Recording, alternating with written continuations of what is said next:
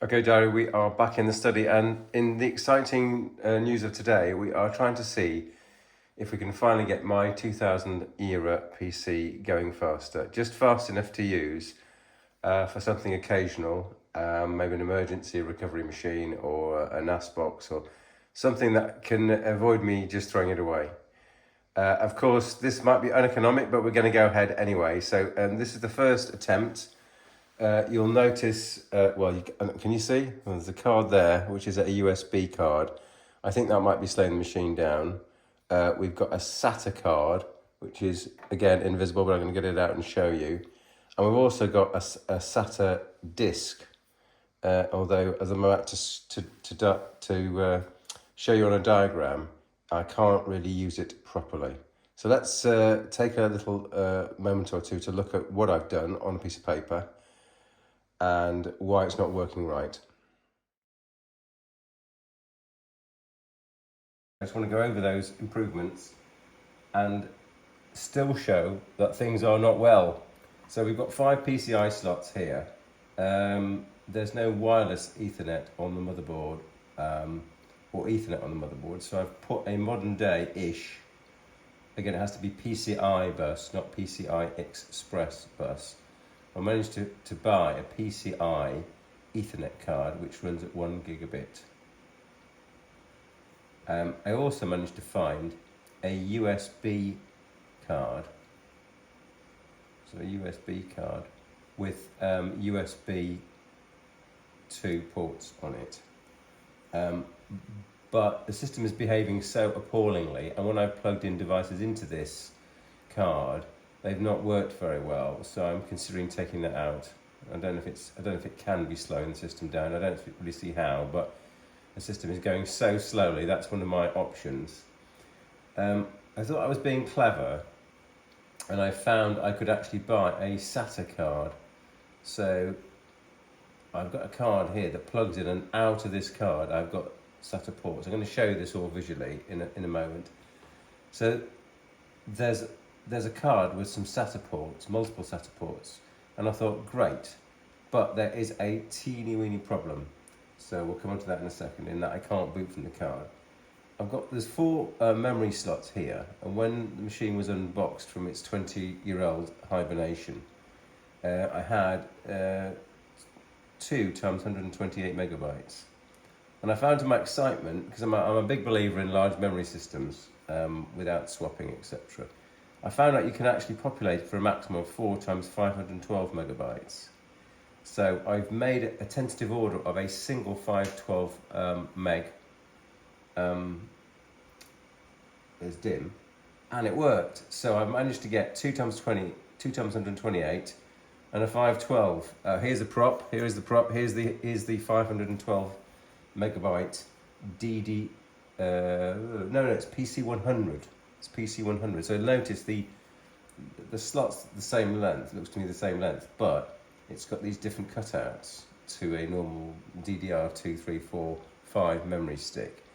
So it physically, regular DDR4 or DDR5 slot memory obviously won't work. It's different voltage, different speed. You have to go back and exactly match the memory. And the first set of memory that I bought was junk. So that was just a bit of a waste of time. So I've got more memory, but having put more memory in does not seem to have increased the speed. Still running like a dog. There are 2 CPUs here with CPU fans. I thought I'd best leave those alone, but they are 466 megahertz Pentium 3. And I remember at the time this system was the absolute best system in the world to me, and I remember it running really quickly. So the plan of action is going to be show you the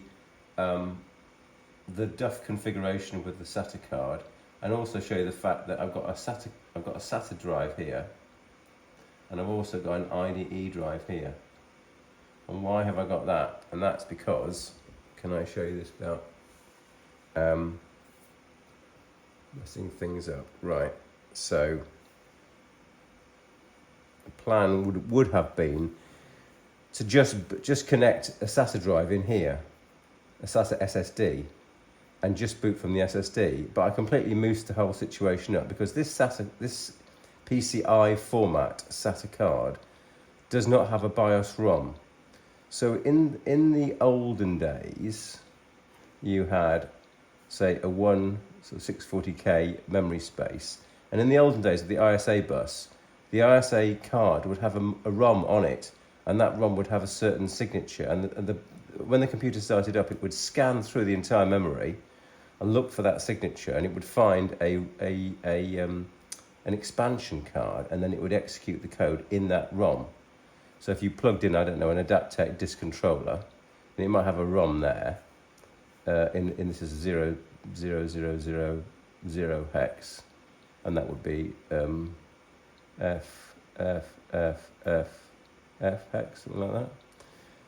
So there'll be an option card, and it would actually run the code in that and present you with a menu on boot up, and you may be able to configure it. That's how Adaptec SCSI cards work, for example.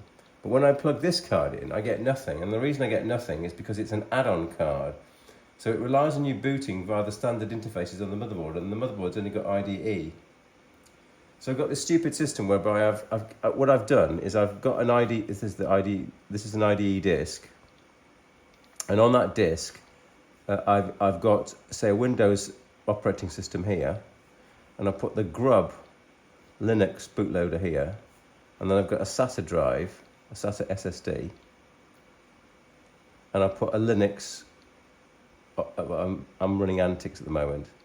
So I've got this ludicrous situation at the moment. When the system starts up, this Grub bootloader is the active partition. So the system starts up on an IDE disk. The Grub bootloader starts, and thankfully the Grub bootloader is configured. No thanks to me, because it did it automatically with Antics. It knows there's a Windows installation here. So I had to shrink the partitions a bit and move them around to get the Grub in, having installed Windows first on the entire disk. But anyway, so now the boot disk is here. It's an IDE drive. Grub starts up. Grub prints out and produces a menu system, so I can run Windows from the IDE drive, or I can jump to Linux on the SSD. Again, I'm going to show you this in a second. So it's not ideal. So this is running like a dog. And this is running like this is like dog minus. So neither of them are running credibly. And we're up to almost a gigabyte of memory here. So memory is not the problem, because I can see that memory is not an issue. It could just be the system is just on its knees. So all I'm trying to get working is a browser, because without a browser, the system is basically junk. And thus far, again, a bit of squiggling, I've got this Pale Moon browser. So there's somebody on the interweb who runs a browser, makes a browser called Pale Moon.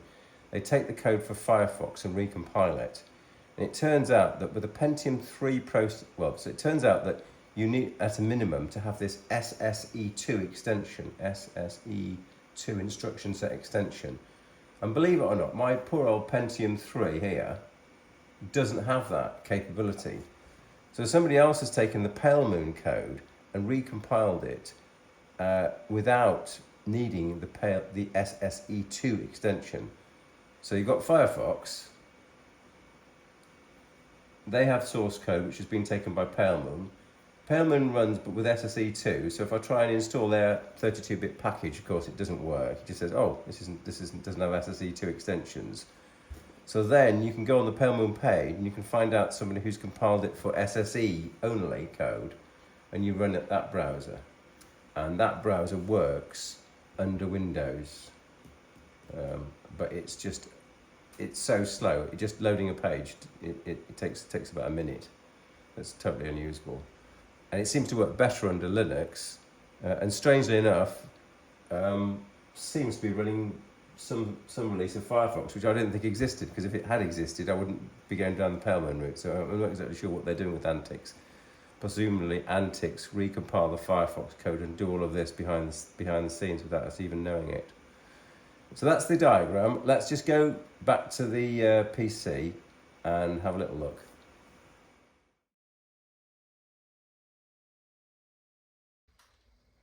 Okay, so to recap, this is an Abit VP6 motherboard, dual processor, Pentium 3s. I've spent some hard-earned money to upgrade this system to make it usable, and guess what? It's not usable. So I'm not that happy about the situation, but I'm going to show you what I've done so far. So here we are on the inside of the machine. That's the Ethernet card.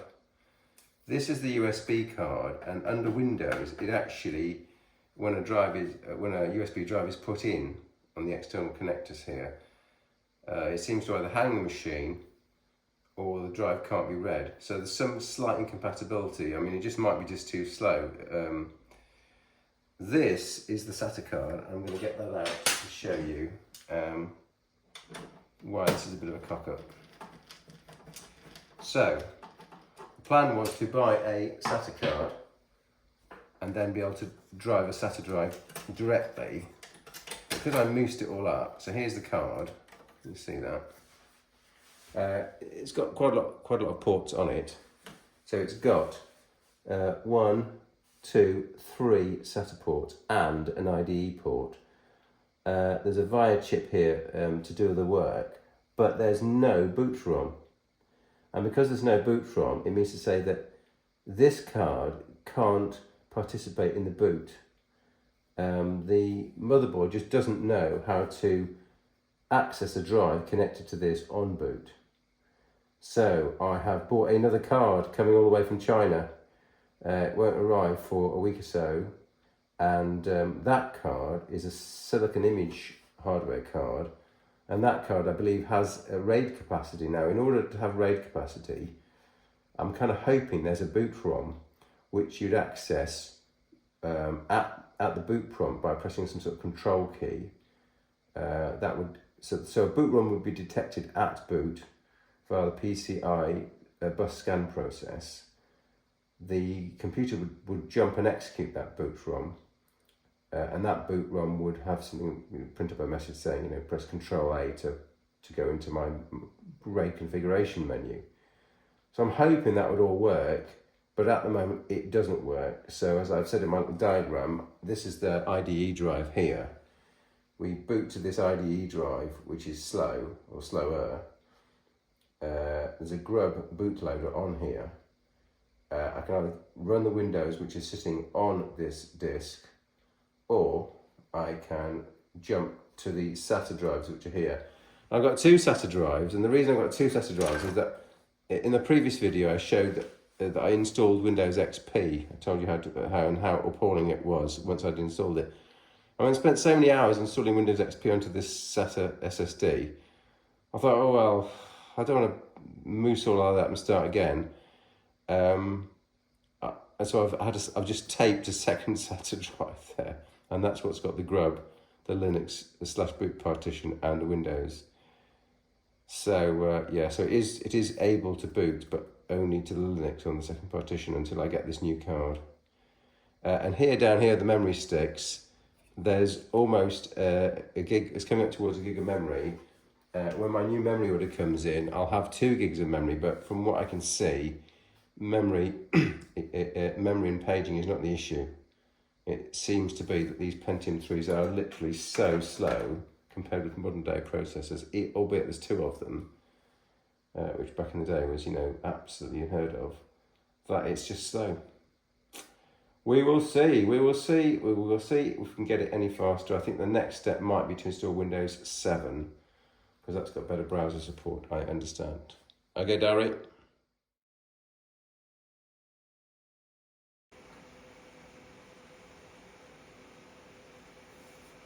Okay, so we're going to try the Windows 2008 boot. So Windows 2008 server boot.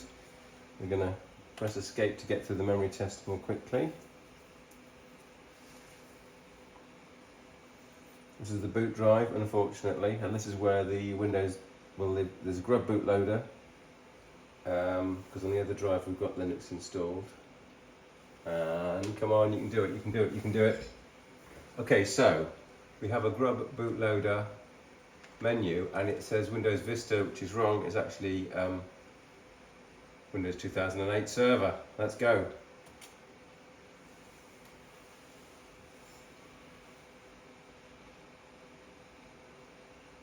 Oh yes, I did crash Windows, so let's start Windows normally.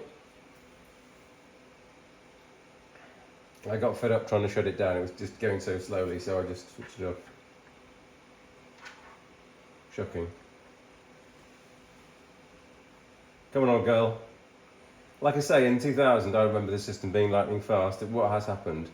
And the answer is browsers do a lot more work these days. And it's interesting to me, I never really thought about it, that your browser is doing so much more work with secure websites that you just can't run an old browser. If you actually run the Internet Explorer from 2008, it just doesn't work. You can't load any website that I've looked at. So yeah, you have to have a modern browser. I'm still ad-libbing whilst we're waffling, whilst nothing much is happening. Come on, girl.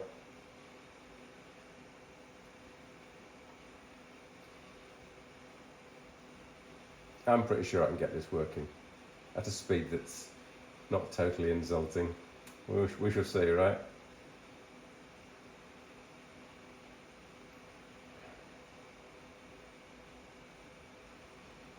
Come on. Windows 2008 Server Standard. Right, let's log on.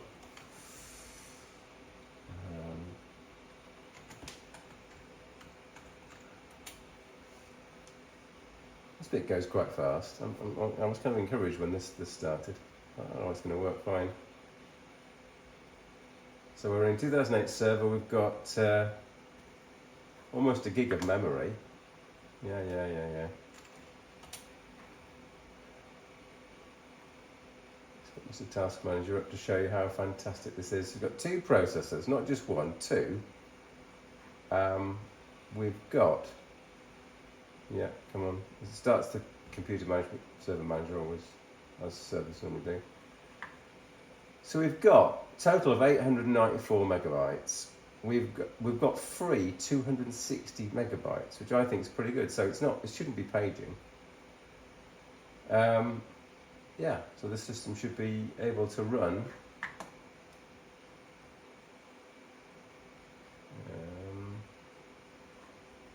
Trying to think where I put this. So there's the Pale Moon browser that I installed, which I think is the wrong version because this is the one that needs SSE2. Let's try this and I'll go, oh, I'm terribly sorry. What rubbish are you trying to run? Let's try and run this. So iteration 2. Oh no, this is the.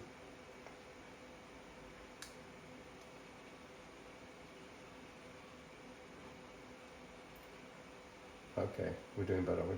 Right, so this is loading. This is the one that does actually work.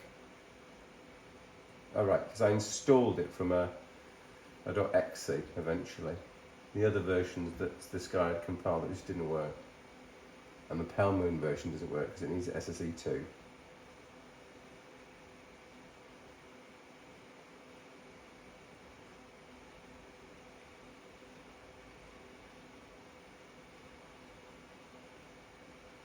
let's just try the same as before.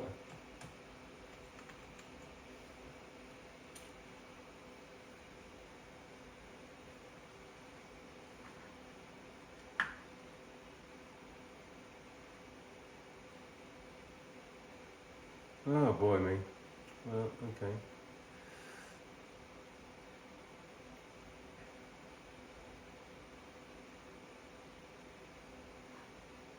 Well, that's not true. It is definitely signed by the correct certificate authority.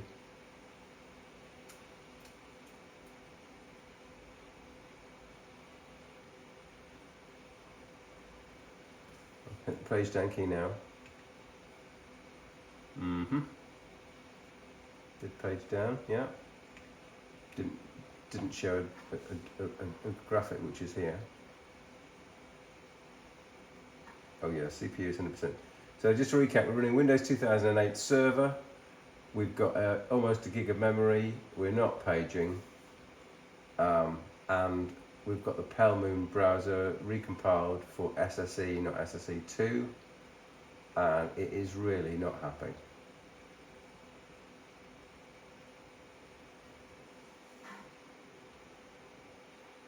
Close the browser. I've clicked across. Honest.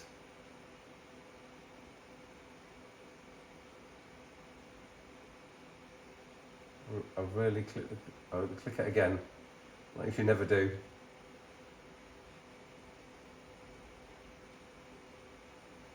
Come on, girl.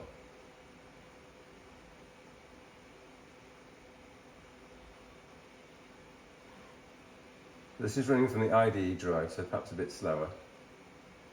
We're going to do a shut down from there, yeah.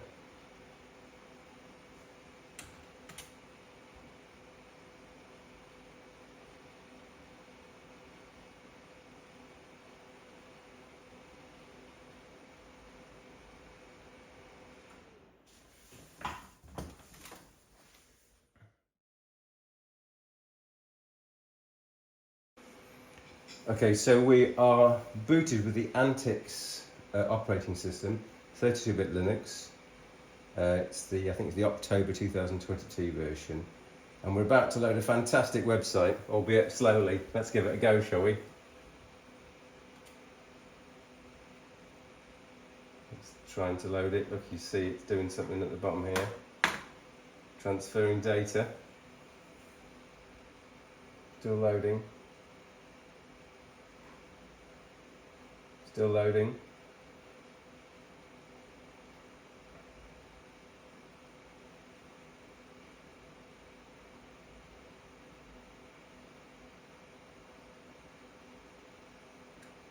So I think you can all agree this is pretty unusual. So let's look at the resolution here. This 1680 by 1050. We've got CPUs at 100%. We're only using 400 megabytes. We've got 800 megabytes of memory, so the system shouldn't be paging at all. And also this Antix is running effectively from the SATA SSD, because the boot partition is on the IDE drive. Oh, I forgot to mention that in my diagram. It's not just grub, it's the boot partition, because I had to put the boot partition on the IDE disk, so that it reads the boot partition, loads the Linux operating system, uncompresses it, etc., and then jumps to the other drive to actually run the Linux. So all the binaries are stored on the SSD. So you think that actually this is the absolutely, except for running pure SSD, this is pretty fast. It's not pretty fast. I'm trying to scroll. Let's just see if I'm going to scroll here. Oops, was that a mistake? Possibly. No, I've scrolled.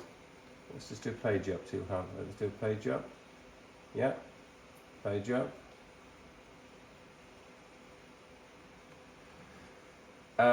So this is just unusable. So the speed increase with even more memory might be a little, shall we say. Running purely from the SATA SSD, maybe. But actually, I tend to find that an older version of Windows is slightly more efficient. But we will see that 2008 server, which is what I was using, which is effectively Vista Code base, is also unusable. But from a browser point of view, I believe Windows 7 is the minimum required. So we might go into that direction. So let's just do a shutdown here and see how that works. And there's no shutdown there, so let's do Control-Alt-T to get a window up. Nothing's happening, there we go.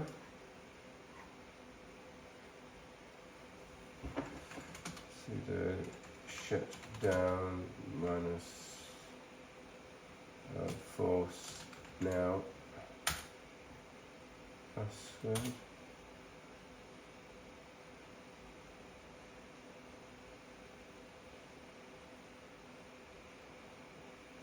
Give root password for maintenance would be